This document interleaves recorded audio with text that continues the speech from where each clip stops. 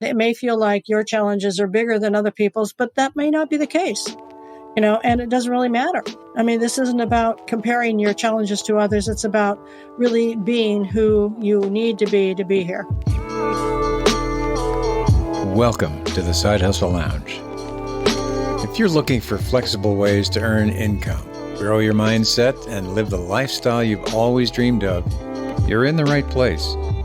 So lower the lights, grab your favorite beverage, and join your host, founder of NotaryCoach.com and Amazon best-selling author of Sign and Thrive, How to Make Six Figures as a Mobile Notary and Loan Signing Agent, Bill Soroka.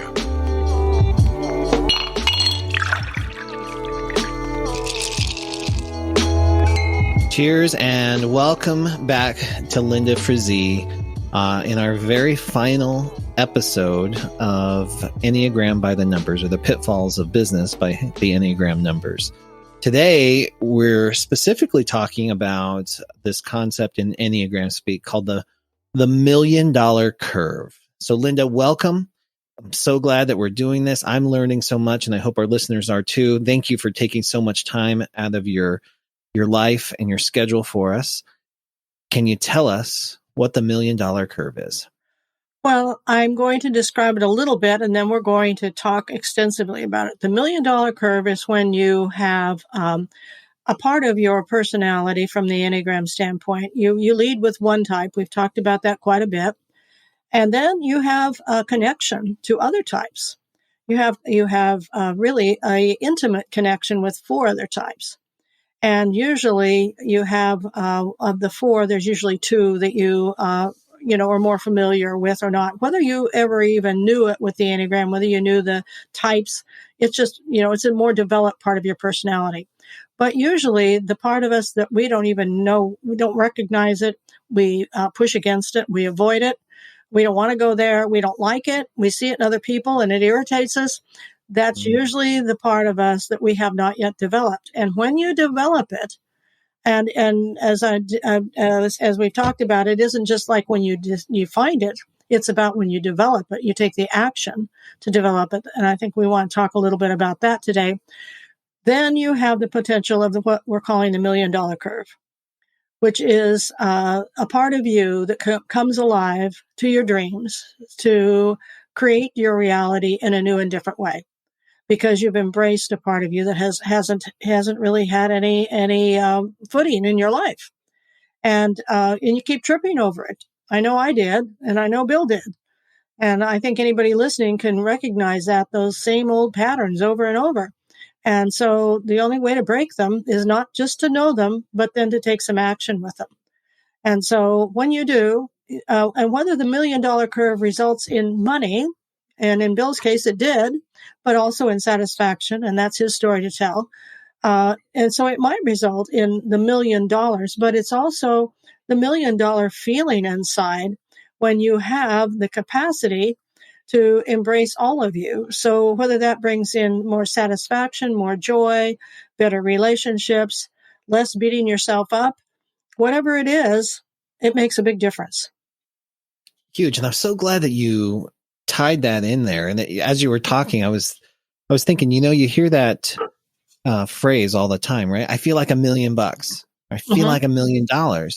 That's not necessarily always about the money. It's just about all the feelings that come through with that. And that is such an important part of this. The money can help, give you the resources you need to learn, to grow, and to create sustainability and safety, like security, I guess. But this is about way more than the money. So I'm so glad you mentioned that. Well, it is way more, because I work with a lot of people who are very wealthy. And I was talking to a woman the other day, and we were talking about how it got in the way for her because people looked at her differently. So she wasn't on an even playing field, and she didn't really know many people who were at her level of wealth. And so she found herself saving people a lot, or giving. I mean, certainly that's good to be altruistic, but she had a lot of people who come to her and beg for money and stuff, and she felt guilty if she didn't give it. And now her husband has died, and she's had to learn how to manage all this money because he did all that, and it's terrifying to her. So I just want to say that because I want to reiterate this, that yes, we all think life would be better if we had more money. And I think it could be easier, but don't get the idea that anything in life, that once you get it, oh, then my problems are over. Yeah. It's such a great point. Yeah. Now, with the $1 million curve, can it happen with any of the numbers? Can you reside in 4 or lead with 4 and then go somewhere else? And that's your $1 million curve? Right, exactly. And in fact, what I want to do is have you talk to them a little bit, if you will, about how this was for you. I'll talk a bit about how it was for me, and then I'm going to go over all of that. And I do want to put a disclaimer on the very front. I teach the Enneagram a little bit different than the classic teaching. So if you are a Enneagram aficionado and you've read, 32 books and you've been to many, many different workshops, some of what I say may seem different than what you've heard from other teachers. And I would like to say that I think that some of the more advanced teachers are kind of, beginning to come along with my view, not because I taught it to them, but just because it's collective unconscious is going on. So let me clarify that. The traditional part of the training for Enneagram believes that you have a line across the diagram that you go under stress and one that you go under security, and that's always the case. I've never found empirical evidence to support that. So I believe you can go to across the line on your connection to stress or security in both lines. And so I will talk a little bit more as we go so that people who are familiar. And if this is over your head and you're listening, just let that go. Don't worry about it. Right. Yeah. But I expect that there will be some people who are really into the Enneagram in a big way. So let's talk a little bit, Bill, about how this has been for you. Why don't you give them a Reader's Digest version of like how it was for you as a 7? And let me just reiterate what a 7 is. A 7 is someone who has lots of ideas. They're in their mind. They're called a head type or a mind type. And I call them the Tigger, the tiger of the Enneagram. They bounce around. They have lots of fun, and they love distractions, and they want to stay away from things that are too painful, messy. There's a lot of boring. How boring, for heaven's sakes. And so anyway, that's an overview. At the same time, the strength is the entrepreneurial look at things. They're synthetical thinkers, meaning that they can take 2 or 3 different ideas and put them all together and come up with really good ideas. And they're probably some of the greatest inventors in our history if they follow up. And that's a good segue for Bill. Yes, it is. It's kind of perfect. I love that description there because it fits me to a T, and it is my strength. In fact, I was thinking, Linda, of changing my business card to connector of the dots because I am a dot connector. I see opportunity everywhere, but I can piece those things together. And the biggest challenge I have had is that follow up and the doing the boring work. It's not even necessarily that it was hard, but it was boring at the time, or at least that's how I perceived it. Mm-hmm. So for those who have followed my journey a little bit through Notary Coach and so many other ventures lately and before, my entrepreneurial journey was not an easy one. It was not paved in gold. In fact, I had 26 business failures, and along the way, there were relationships damage, there was credit damage, there was lots of stress, just this constant up and down all the time, the excitement of a new venture. And then it would get boring or too difficult, or it was something I didn't understand, and something shiny would come along and I would be able to justify moving all my attention to that. Sometimes it was weeks, sometimes months, very rarely any longer than that. And of course, since nothing got traction, there wasn't enough resources like money, time, and energy to commit to anything. So all of this was like spinning my wheels forever. And this was over a period of, probably 20 years, maybe a little bit longer. So then came a period of time right before I turned 40, few years before I turned 40, I had 5 or 6 of these little ventures going. They were maybe a little bigger. I thought I had been growing relationships and getting connected differently, learning how to do a bigger deal. And it just, all of them collapsed almost all at the same time. Relationship collapsed all at the same time. So I just fell in this hole of depression. And I remember being terrified that I was going to die. Here I am, almost 40 years old, and I was going to die without having done anything because I didn't have the attention. I thought it was all about attention. I was, toying with the idea of being ADHD, or maybe I was just lazy. I was being really hard on myself on why I wasn't making this stuff happen. So I kind of fell in a hole. And I think, honestly, it could have gone two different ways for me. Luckily, I think my commitment to personal development through the years helped me look for resources to help myself. So that's when I started digging. I started working with you very closely. I started finding habits and routines and discovering that that's really everything I had resisted my entire life. The habits and routines, the boring stuff, was really what I was seeking, or what I needed. I found freedom and discipline, which is the exact opposite that I ever thought would have been possible. And so would it be fair to say that what you were avoiding was the discipline? I mean, and again, for these reasons around boredom and it wasn't fun, it wasn't exciting, it didn't have any energy to it, There's nothing fun and exciting about that. There's not like having a calendar. I remember it blows my mind right now, but I was flaky. I didn't show up on time. If I had to use a calendar, I would roll my eyes like I was calendar resistant.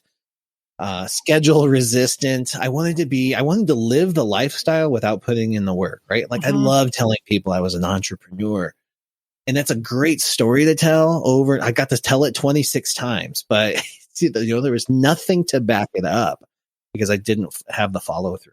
I didn't want to do the actual work. Right. So that's a very good description, and I'm sure a lot of people can relate to this. And so I had talked to Bill probably even maybe 5 years before about the Enneagram and about his need to. Yeah, maybe it was 10. Yes, it was a long time.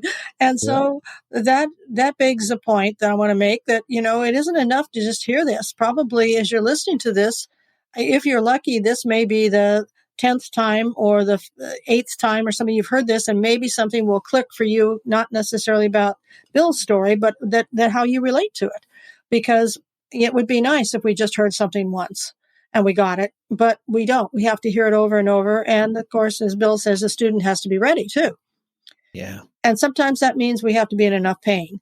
And sometimes we've just had it, which I think right now could be the case as we're moving toward the end of this year, where there's been the COVID-19 and there's been all sorts of things that have been. So, maybe you're ready now to really look at what is my $1 million curve?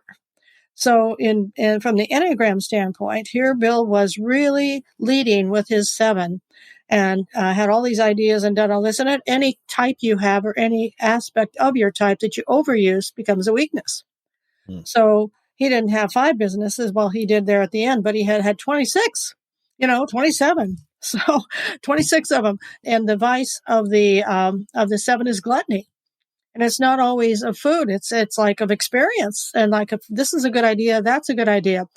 And the 1, which is called the perfectionist or the reformer, or let's just talk about the 1, less about the name, but more about the part of the person who can handle the details, the part of them that really looks at the details and really gets things done. Even when they're boring, that recognizes organization is critical. Whether it's your office or, your calendar or your schedule or whatever, that you have to have one foot in front of the other, and you have to look a little further down the line, even if it's boring, and plan a little, in order to get where you're going. And so that's the 1 that was the particular $1 billion curve for Bill that he is already connected to. So this is what I talk about when I say personality in the bank. You already have a connection to it, but he was resisting it. He didn't like it. He didn't want to go there. I think that's the one I resisted the most, was that one, all that attention to detail. Right. And you will find that when you're resisting something like that, people show up in your life all over the place who have that. And they're just so annoying. because you're not owning it with yourself. So you go, oh, look at that person. They have to have everything right. And then, they're doing this and look at that. And they're so organized and they dress so well. And, so instead of celebrating them, you're irritated. So that's another clue.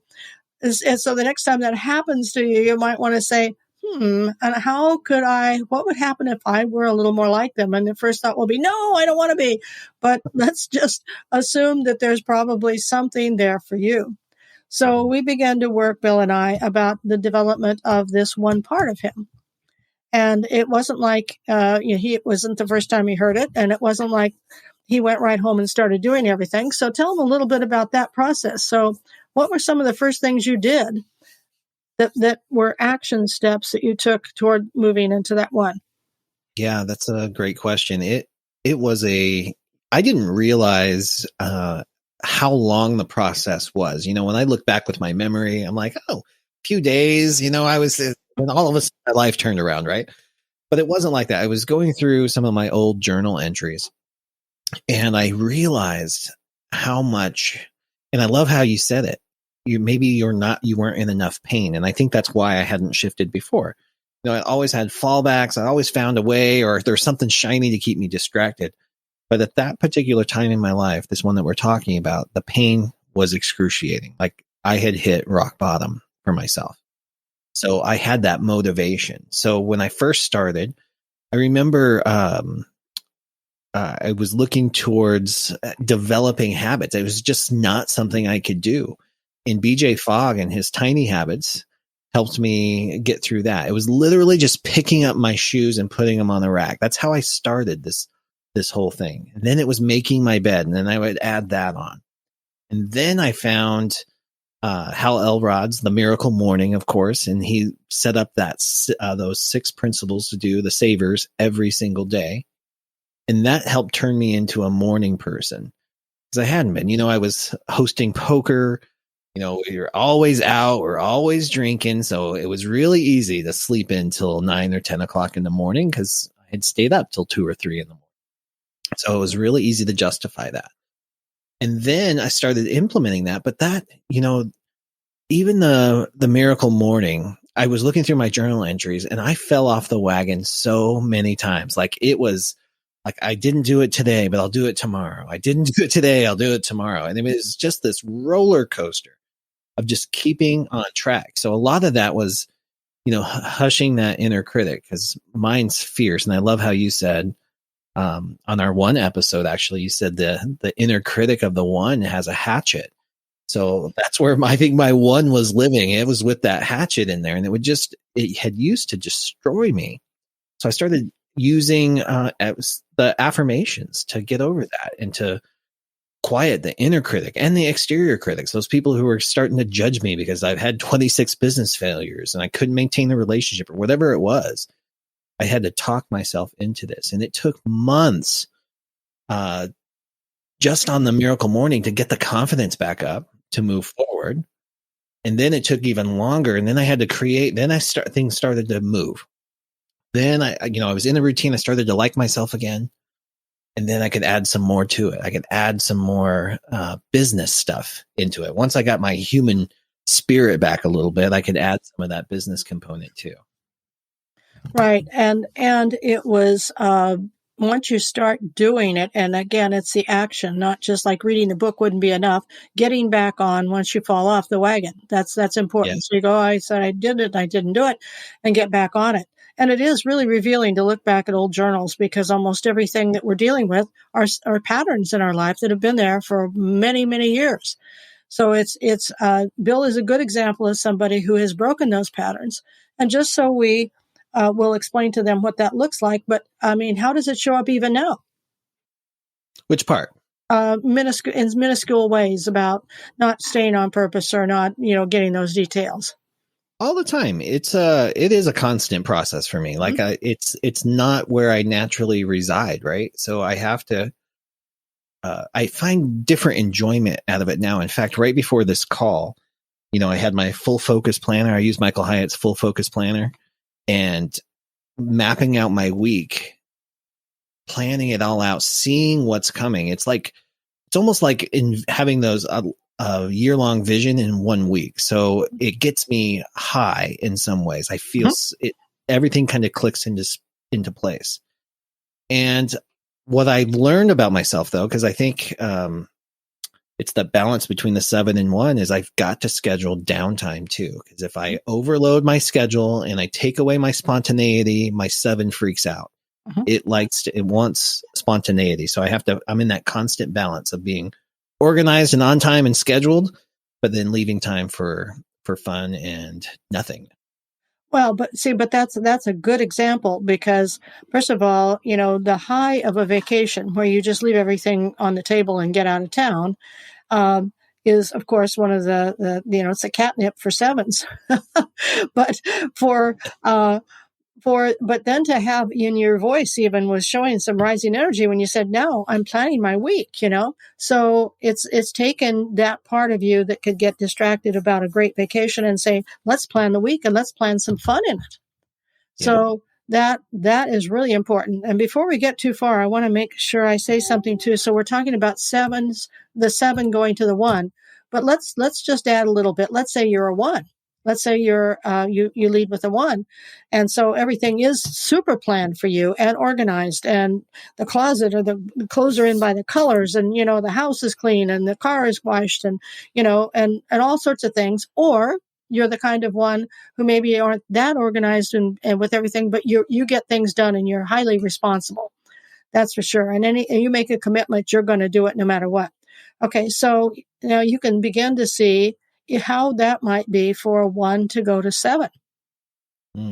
A hard thing for them to do. You want me to just go have fun? Because serenity is one of the key ingredients for a 1, and they're connected to 7. So they have all this serenity and fun and spontaneity just sitting over there. It's often, as I said, it's like money in the bank that you didn't even know you had an account.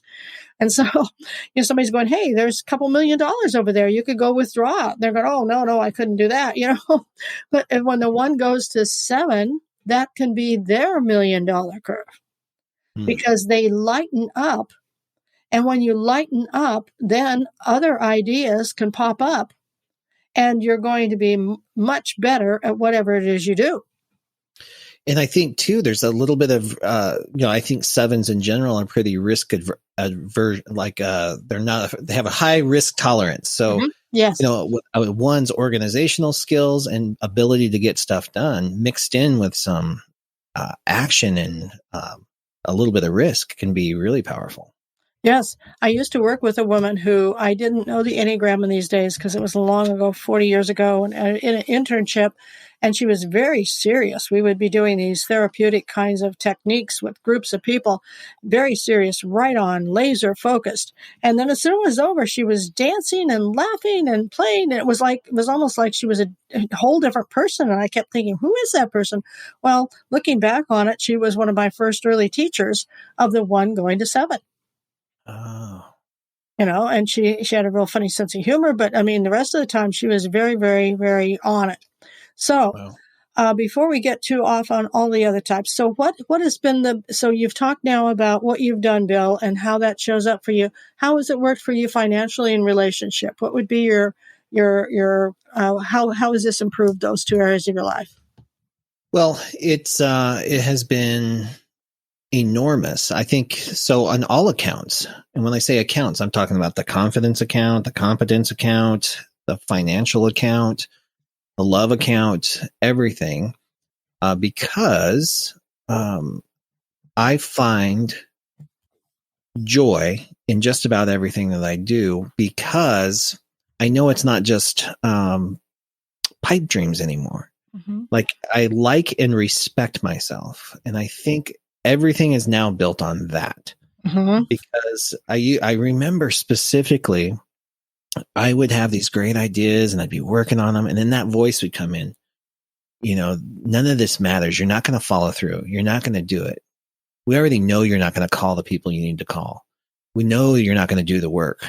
that you need to do. So I'd have that voice and it would eat away at me. And then when I had evidence of that, when the businesses would collapse, then it just, I had nothing left in that confidence account.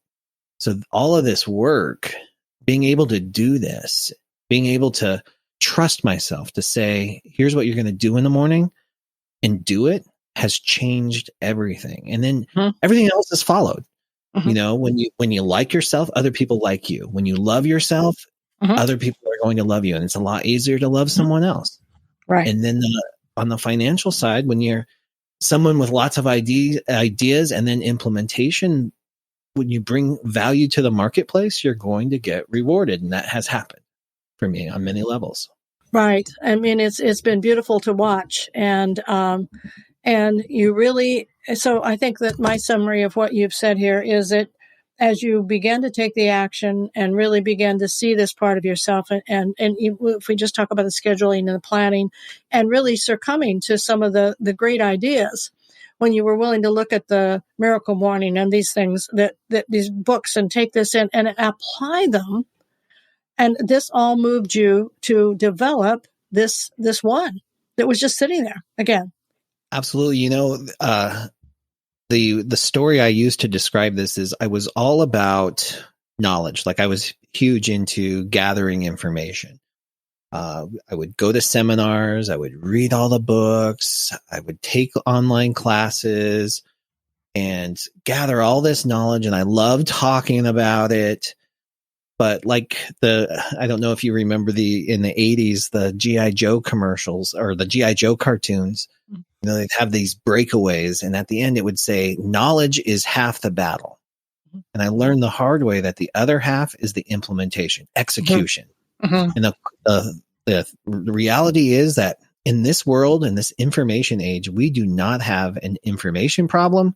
We have an implementation problem. You can find the answer to everything you need, usually even for free, out on the internet. But that's not what the problem is. Right. Boy, that's well said. It really is. And so what I want to do now is talk a little bit about how this has affected me briefly. And then I want to go around the circle and talk about, all the other aspects of each type that would be their $1 million curve. And oddly enough, I'm a 4, and which is the one who is emotionally connected, highly intuitive, feels other people's feelings very easily, is able to look into what's going on and usually come up fairly quickly about how that's all playing out and all. But on a personal level, I have been overwhelmed a lot with the emotions, especially, I'm going to talk about just the last couple of years. I've had a couple of deaths in the family, very major deaths in the family. And I was also my husband's caretaker before he died for 5 years. So during that period of time, I was very overwhelmed. And so now I was aware of my connection from 4 to 1.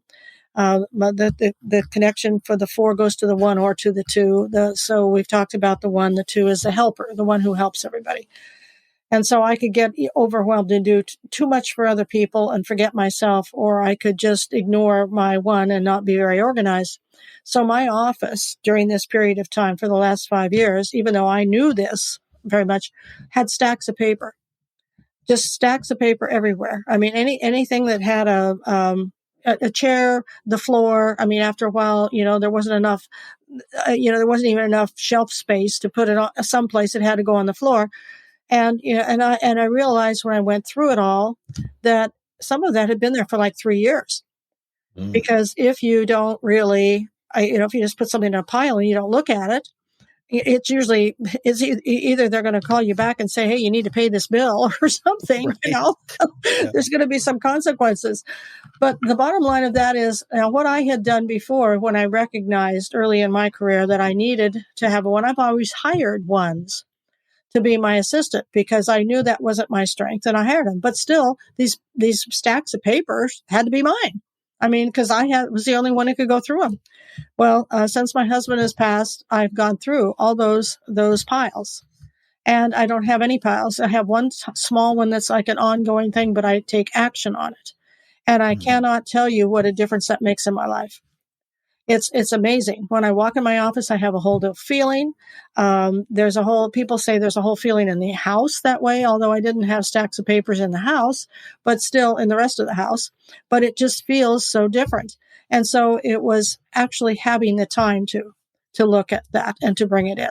Now, in retrospect, could I have done it a little differently? Well, yes, I've got some new things I've put in place for myself. And one of them is I get the mail, I look through it, and then I shred what I don't want immediately.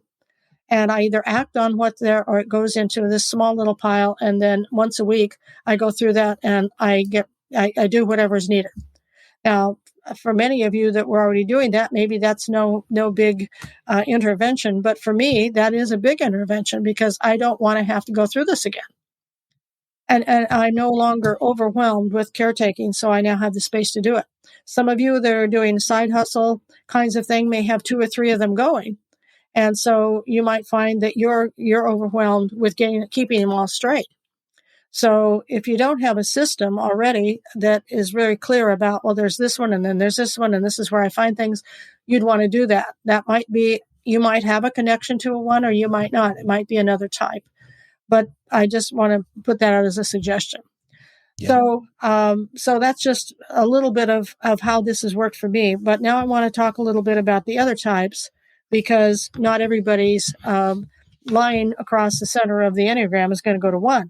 So let's talk about the 3 for a minute. Now, the 3 is called the performer. And their lines, and so they're doing, and they're very busy and they're succeeding and they want approval and they get approval and they're very, very good at that. And they're usually very often have high profile jobs. Whatever they do it well. Everything looks good. They look good, but it's exhausting. Because they can overdo very easily. They can say yes to everything. Sure, I can do that, and I can do this. I'm on a committee. Of course, I'll raise my hand and I'll do that too. And sometimes they even get sick, seriously sick, because they have just run their immune system down because they've been doing too much. Now, 3 has a nice line, straight line to 9. And the 9 is the one who can lay back and relax and just kind of let the world go by. They can live on the couch and watch TV or just go with the flow. And they really have a capacity for really being in harmony. So when you can see where the 3 who learns to go to that, the 3 who learns to say, oh, I need some harmony. I need to relax. No, I can't do that.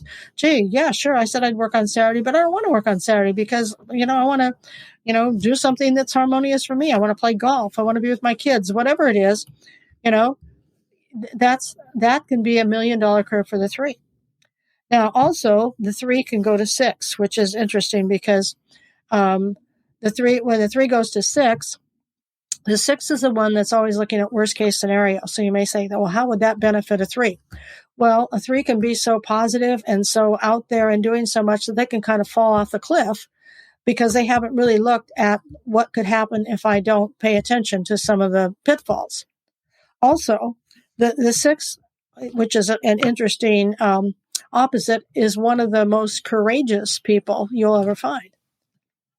They will take a risk for courage. It's usually for other people. They have to learn to take it for themselves.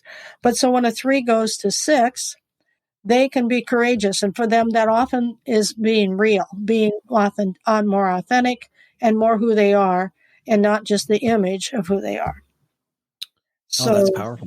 So there's opportunities there for them to go either way. Did you have a question about that, Bill? I'm just curious, so both of these in particular for the 3, and this will apply to all the other numbers, but so your $1 million curve could either be to the 9 or to the 6. Is that right? Whichever way is the most blocked for you. Oh, okay. So, and that will vary with everybody. So, a 3 could look very courageous because they're out there doing this thing, but the thing they really want to do, they're too afraid to ask, or maybe they need to get out of a bad relationship, or they need to get in a relationship. Whatever it would take personal courage to do, they may be blocked on. Okay. Fascinating. So now let's take a look at another one. Let's look at the 8, just for instance. The 8 is the big energy kind of person who tells people just pretty much where they are. They have an issue with anger. They have a tendency to overuse it. And they often rise to the top. There's probably fewer 8s out there in the world than any other type, even though they show up a lot because they usually, they're the boss or they own the company or whatever very often. Or if they're not happy and they're telling the boss what to do until they're well developed. The more developed they are, the more they learn to be more careful about that. But in the middle of all this, the 2 has a line to 5. Now, the 5 is the observer, the one who can just go be by themselves. The 8 is action, action, action. I got to get out there and take action. And what's wrong with these people? And why aren't they doing it right? And, what's wrong with them? And let me lead you. Let me show you the way. The 5 is the person who can retreat by themselves. So I often call them the turtle, where they pull their heads back into their shell the way that a turtle does, and be quiet and still. And the 8, I mentioned the 8 at this point because they're very much like the 3. They can overdo. And so for their ability to be able to pull back in and self-reflect and sit back and look at what's going on instead of act on what's going on is a $1 million curve for them. Can be. Because they then, if they're, say, leading an organization, they could be some of the most powerful leaders ever. Because they also have a line to 2, which is the helper, which is their heart is. I had a 8 business owner in Atlanta many years ago who I learned a lot from, but just by working with him. And he was kind of the people that he worked for him were kind of afraid of him because he would have these explosions and all of this. But in the middle of this, they had a hurricane, and people couldn't even get to the office. And he had an SUV, and he spent like a week just going out with a chainsaw, pulling down trees, cutting things up, clearing roads, as many people did. But it was like his heart just burst open, and he was out there taking care of people. Wow. And it made a big difference. And he didn't go out and tell a lot of people about it, but the story came out. I think he might have even been in the paper. I'm not sure. Or now it would be on the internet. But anyway, it began to create a huge amount of respect and trust, which he had not intended to do at all, which made his business flourish. Interesting. So that was like $1 million curve for him. So there again, like you said, Bill, you could go either way. 8 could go to 5, and that could be to step back, but it's where you're the most blocked. So let's take another one here. Let's take the 5. The 5 is an interesting one to get blocked because the 5 is the one I was just talking about, who is the observer, who tends to be introverted, but not always, who is very into information and gathering information, but in a business situation, won't raise their hand if I say, okay, everybody, let me raise your hand and tell me what's going on here. 5 will never raise their hand, but if I ask directly, okay, tell me, Tom, what do you think's going on here? The whole room gets quiet because Tom always has really good things to say because Tom is observing and he's picking things up. He's not busy talking. He's not trying to sell an agenda. He's listening. So he may be the most valuable person on the team who knows really what's going on. But again, the 5 goes to 8, the 5 goes to 7. Well, that's a surprise. Where is this person who is, kind of quiet and introverted going to 7 with these ideas?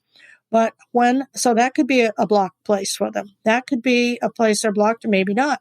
They may go out at night and have a fine time, and dance and do whatever they do. They might go out and go skiing on the weekend, and maybe they're an extreme sports person or whatever. And you would go, who? Really? I can't believe that quiet guy. So it might not be blocked. But this is a big one for 5s. Very often 5s are blocked at 8 because the 8 is the one who has ready access to their anger. And if you're a quiet person who seems to be always thinking carefully about making the next decision and what's logical and what's right and so forth, suddenly, to go into, no, that is not okay. I won't do that. You can't make me, is like, whoa, who is that person? So very often the 5 is the most blocked in 8. Then we have a situation that's similar to what Bill was describing earlier. The 5 has a lot of ideas, but not a big risk taker, and needs that energy of the 8 for their $1 million curve. Needs to take action. The 8 takes too much action. The 5 needs to be able to go to that bank account of personality and start withdrawing some of that. So I'm taking some action. Right. Right. Or the 5 needs to go to that 7, if that's the most blocked, and take advantage of some of those ideas and show up. Huge. Yes. I love that. And I can relate to that too, because being a 7, I connected to that 5 as well. And that helps keep me. Exactly. And then let me talk here. How are we doing? We're doing pretty good here.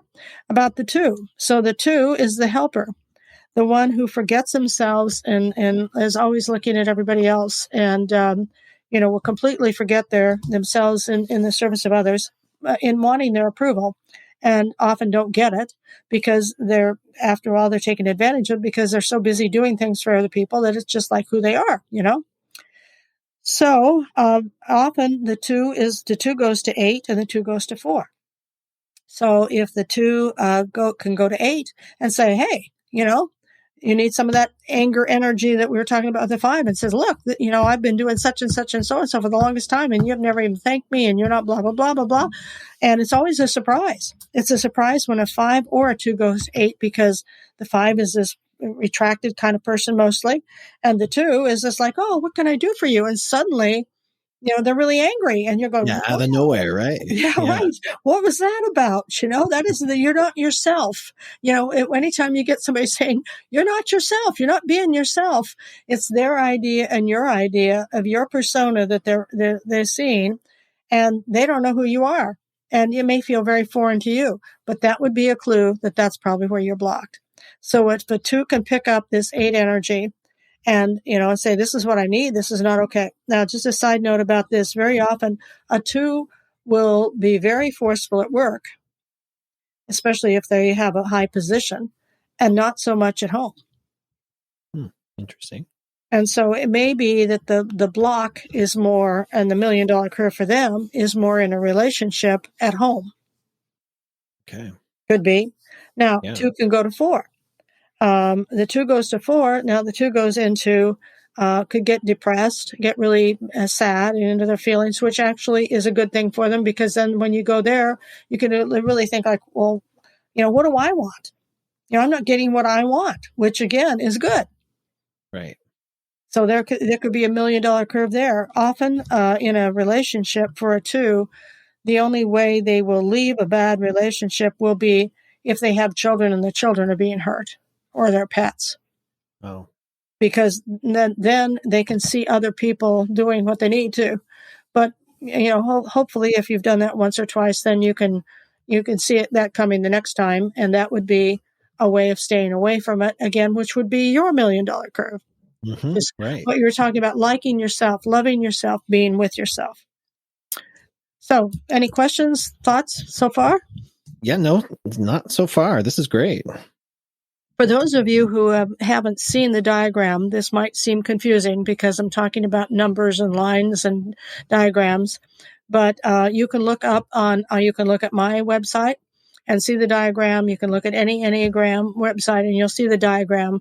It's taught a little bit differently by various teachers, but the diagram is the same. So you will see that. So let's talk about the 9. We talked about the 3 going to 9. But the 9, that is the one who is into harmony, is also often called the peacemaker.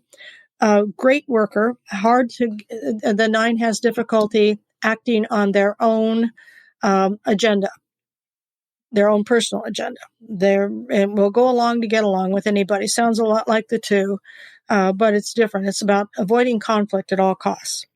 So the 9 has a line to 3, which is performing. And the 9 has a line to 6, which is the 6, the devil's advocate, the one who is always seeing the worst case scenario. So how could this possibly be $1 million curve? Well, the first thing is the 9 can have some great ideas. They're very creative, very artistic often, but if they don't act on them and they don't perform, it's a blocked sign. They don't do it. My husband, who recently died, was a 9. He had a idea for an invention nearly 40 years ago that was absolutely brilliant. and he couldn't act on it in time. And then technology took over and went past his idea. Wow. Because he had a hard time. He needed to be an entrepreneur in this case, and he really wasn't. He was an engineer, aerospace engineer. So he was blocked in the ability to perform on his own invention, his own brilliant invention. So that could have been $1 million curve for him, had he done it.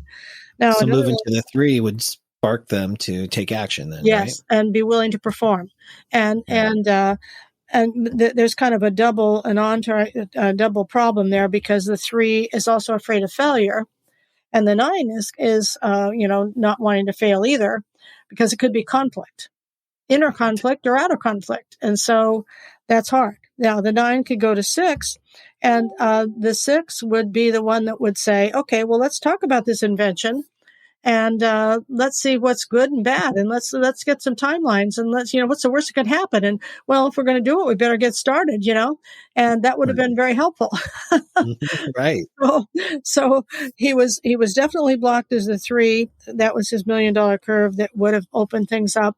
But and he did have a lot of courage in other areas of his life that was an asset of the 6. But in this invention, he was kind of blocked with that, so it got him stalled.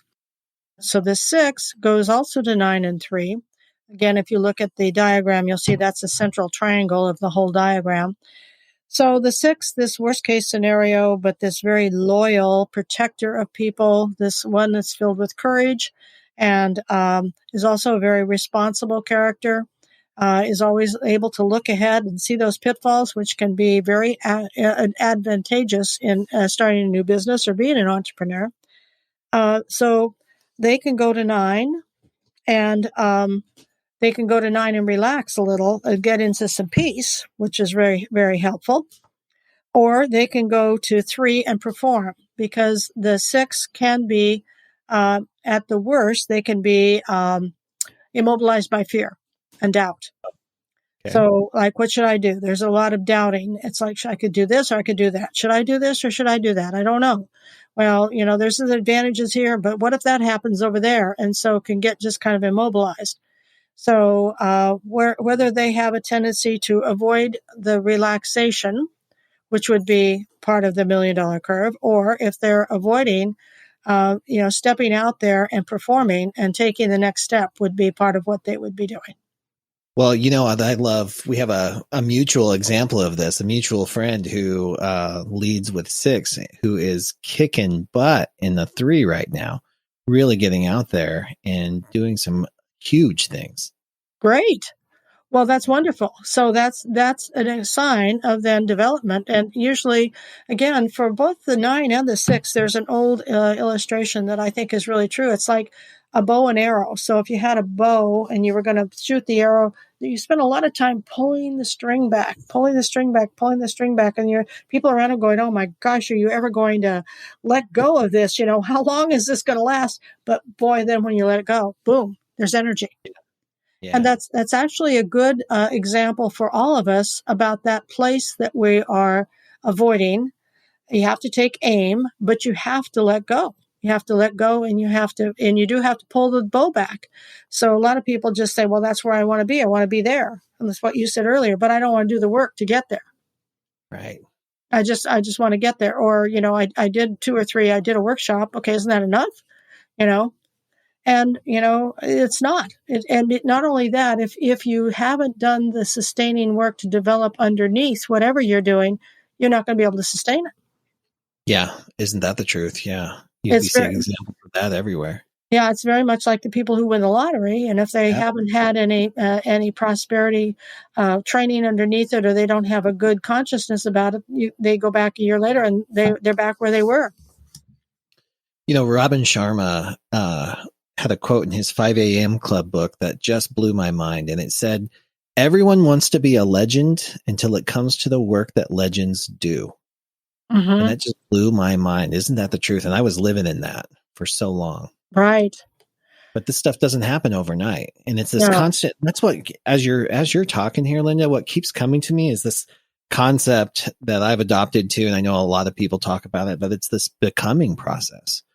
Yes. The whole point of these podcasts that you and I are doing, learning all together, is to help us grow and become something new every day. We're moving forward. We're balancing out. We're figuring out those hidden shadow parts of ourselves, shining a light on them, and continuing to grow. So this is just fascinating to me. Right. That you're absolutely right. And it's about where we're blocked. It's the obstacles, and the obstacles are inside us. We think the obstacles are outside of us. I don't have enough money to do that. I don't have enough education. I can't go to the class. I don't have a car. I don't have this. I mean, and I'm not saying those aren't real obstacles, but the bigger obstacles are inside us. And that's why when we see these situations that you'll see on the news every now and then on the positive side, or you read the things of people who have overcome tremendous odds, it's so inspiring because, I remember seeing something where this kid walked, or I don't remember if it was I don't remember now if it was a man or a woman or a kid, but anyway, this person walked like 11 miles every day one way to go to work because they didn't have a car. And they were never late, and they were there. And it was like maybe it was a McDonald's or Burger King or something, but they showed up and they were reliable for years. And so at the end of the year, they got the customers, and he loved the customers. It was a guy now, I'm remembering now. So they took, they gathered some money from the customers, and everybody gave him, and they bought him a car. Wow. And he was overjoyed. Unbelievable. Yeah. But he wasn't asking anybody to do that. So, so the odds, it says, well, I can't work. I can't get there. I don't have a car. So what am I going to do? So when we see those kind of illustrations, it really touches us because we know that there are people who will buck the odds, and they will go to their $1 million curve no matter what. They're unstoppable about it. Find a way. Yeah. Unstoppable. And I guess that would be my invitation to everybody who's listening is use this material as best you can. Be honest with yourself about where you're blocked. And if you have a dream, know that wherever you're blocked, that's getting in the way. And you have to start small. Remember Bill's illustration about how he started putting his shoes up on the shelf. On the shoe rack. I mean, that was a small step, but he just didn't do it once and go, okay, I did it. Okay, now where's the rewards? Right. We didn't just make the bed once. I mean, it was like you start and you do it and you do it and you do it. And it makes a big difference. Huge difference. And just having the wherewithal to introspect and maybe even just notice. And it sucked for me too, because when I was going through it, I was looking for an outside excuse. Why the economy must be terrible, or my business partners must have just been the wrong choice, or something, the business model didn't work, or whatever it was. And it wasn't any of that. I was the common denominator through 26 business failures. There's like, the universe is like, look, the math just doesn't, there's no other way it can be. You are the common denominator here. And that was hard. That sucked. I mean, that was really, it's hard looking at this stuff, Linda, and personal development sometimes is difficult because there are no excuses. It's 100% responsibility.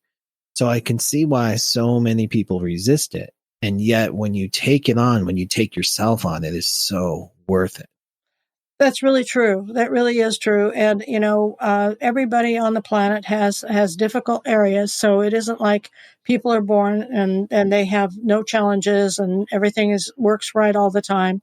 And it may feel like your challenges are bigger than other people's, but that may not be the case, and it doesn't really matter. I mean, this isn't about comparing your challenges to others. It's about really being who you need to be here.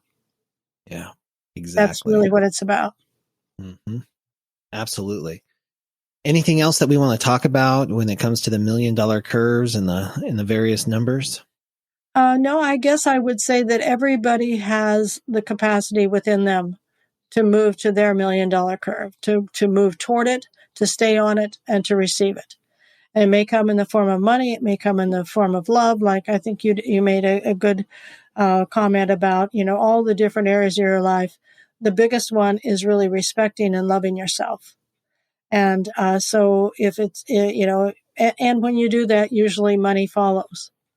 but it's not about the money. It's not, we're calling it the $1 million curve because it gets people's attention, but it's not about like, do this and you will get $1 million. Right. Right. It's about feeling like $1 million and just, I love that. Loving and respecting yourself. And then it attracts money. It attracts ideas. I think you look at the world differently. It attracts people in your life that can make things happen and who want to be there to support you. Right.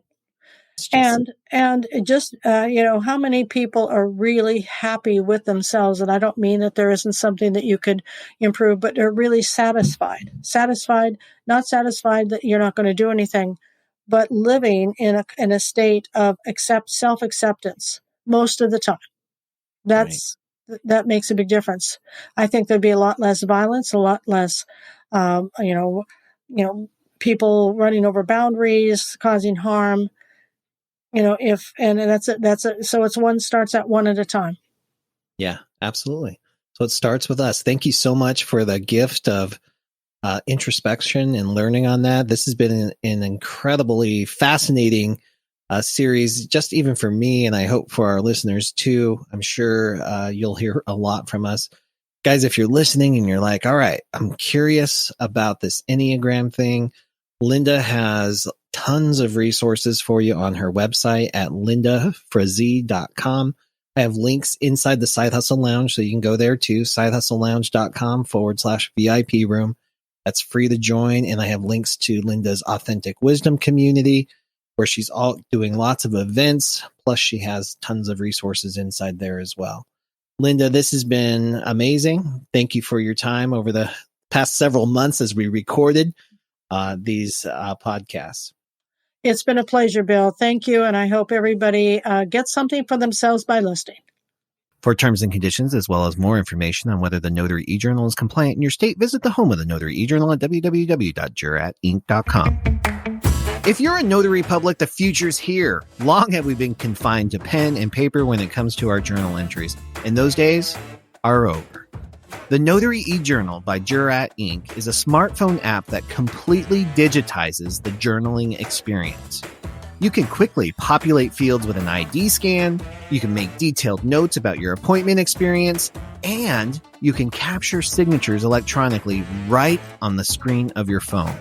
The Notary eJournal has also blazed a trail with the industry's first integration of a Bluetooth scanner, so the modern notary can actually capture a signer's thumbprint, making the Notary eJournal compliant in nearly every state, including California. Even if your state doesn't require a journal, it's considered a wise and best practice to do so. A journal can be a notary's BFF, as my friend Laura Buer says, and you might as well be on the cutting edge of technology while you're using it. The Notary eJournal, it's simple, secure, and pretty damn cool to use. Your customers will love it, and you'll love the time you save at every single appointment. And time is money. Check out the demo and the incredible special offer just for supporters of the Side Hustle Lounge and Notary Coach at www.sidehustlelounge.com.